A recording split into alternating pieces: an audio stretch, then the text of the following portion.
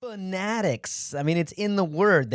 Fans are just But you can be crazy. a fanatic without being like a total jerk about other people being a fanatic Philip, about their team, right? You absolutely could, and you should. You can still paint your face, I'm thinking of you, Armin. That's right. You can get the wig and the hand things. You're right. You are absolutely right. But do people do that? It's like they could follow the rules of the road when driving, but will they? I don't know because I don't know anything about sports. So it's a little bit difficult for me. You can educate me on this.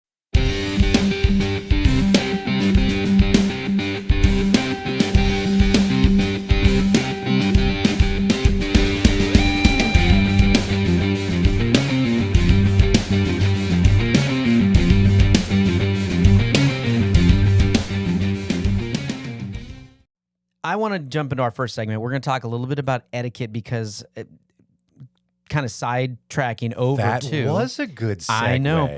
And we're in the holiday season, the pipeline. We're there. I've already seen Christmas commercials. We're there. Halloween's over, and now it's the fall, Thanksgiving. It's like everything's merged into one.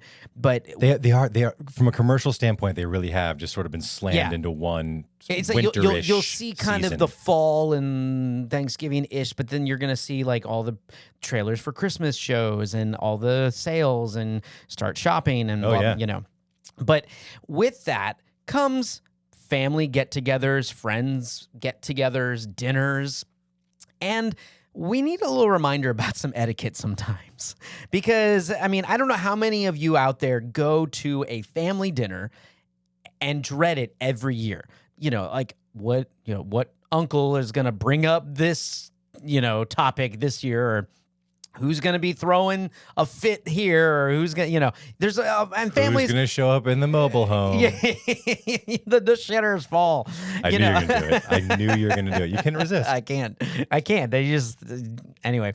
So, yeah. So we're going to talk about some etiquette of things that, especially as we get older too. I get it. You're home from college. You're still in those, I call it the older teens, whatever, you get into the... It really has become that. Back in the day, you come home from college, you're a full-blown man with like a family of 3. Now you come back and it's like, oh, he's got 10 more years before he stops. Exactly. Picking his nose in public. And this number one that I found very relevant was sharing embarrassing stories in a toast. So are you picturing... Like if my brother were to tell a story when I was, in college... Okay, so I'm like, I don't still do some of that stuff. Right, so you're not just picturing like the awkward best man at the wedding toast, right? You're actually picturing family get-togethers around the dinner table. Not even families. I'm talking coworkers at parties or friends. Yeah, friends. Yeah. I mean, if you and I were hanging out or with a group over here and we decided, like New Year's is a good example for us because we come over if you guys do a party for New Year's, and usually there's always a toast. That's always, I think there's always a toast. I mean, outside the countdown, but we usually do a toast. For anyone who's met my wife knows, like there's usually 12 or 13. Yeah, there's a couple of toasts, and Russians. Yeah, yeah, there's a couple of toasts. They like the toast, just different drinks, but. And I get it. The more you drink, some of the toasts are a little more ridiculous. No one's going to remember those. But when you get to a toast when it's like the first one of the night or the early part of the evening. Let me tell you about the time Brian pissed himself in the airport. Exactly. Yeah. It was hilarious. Everybody was staring and pointing. I think there is an art form to it. And I think that everyone thinks that they're funny when they're drinking. I like that. Or toast. I think everyone thinks that they're hilarious. I like that. And before you go on to the next one, I would like to say if any of you listening and or watching have a really good story that you'd like to share about somebody doing that, making a really awkward toast or telling a really awkward story. Curious. I'd love that. I'd be curious to hear. The cringier, the better. You see? Yeah, I did cringe in a sense. You did. Leave a comment below. Or comment in below in the video, or throw us an email. Looking for total cringe factor. Yeah. That's the one. Okay, so another one, using emojis in a work email. So that was another one. I think that's pretty good. That's pretty good advice. Now this one, so this one was a little bit very old school. I've never actually done this one, but I thought it was interesting. Kissing a woman's hand as a greeting. Oh. You know, there's the cringe I was looking for right there. And the reason, and at first I was like, well, that's kind of nice and sweet. Why would they put? But then the more I thought about it, when you walk up to a woman's hand and just, it comes off creepy. Oh, especially post-pandemic. That's like, oh, well, exactly. That's the other thing. I mean, no, stay another glass of champagne. You know, it's just, oh. Well, because I'm now thinking, I'm like, oh, that used to be a thing. Mademoiselle, moi, you know, and you kiss. Oh, you're beautiful. Oh, it's good to see you. Yeah, you know, it used to be a thing. Dowries. I think we can move on from this a little bit. You don't just didn't know that people hello, still did that. I mean, people do the cheek thing, you know, the mwah, mwah on the on the side of the cheek. I've seen that. Yeah, whatever, Frenchie. So anyway, but yeah, it to me, I can seems creepy.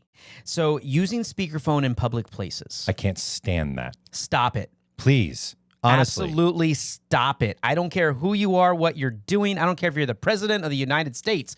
Do not use your Don't do it. Right. I'm going to give the visual to our audience because maybe we can explain this, right? I was like, don't you do it. If you're walking around talking at your phone like this on a conversation, you're doing it wrong.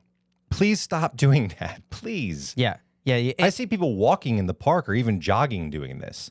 They're like, oh my gosh. So anyway, like you hear them screaming. Well, first of all, thing. Also, if you're working out or doing something active and you're going, it's weird. It's like coming back and forth. You know, don't ever do that ever again. By the way, that made me really uncomfortable. I'm throwing that out there. I saw where that was going.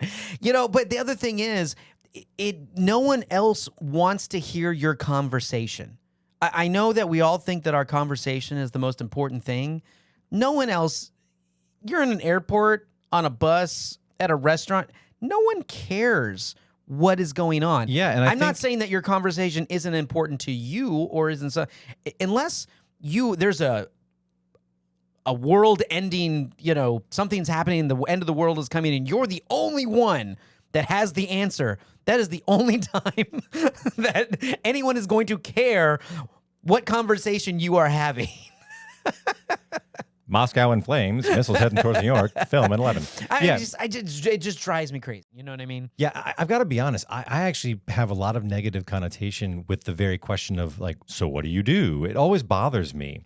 Like, I get it if it's coming from a really genuine stance of curiosity, right? If somebody is, God, this person's really interesting. I want to know what they do with their time. I mean, is it? But the icebreaker? Well, yeah, that's what I was going to ask. Hi, Brian. I'm Philip. What do you do? Isn't it weird that that's your mom. usually one of the first? I mean, how do you respond to that? Well, I don't know if Philip's going to be coming up to Dallas anytime, Ma.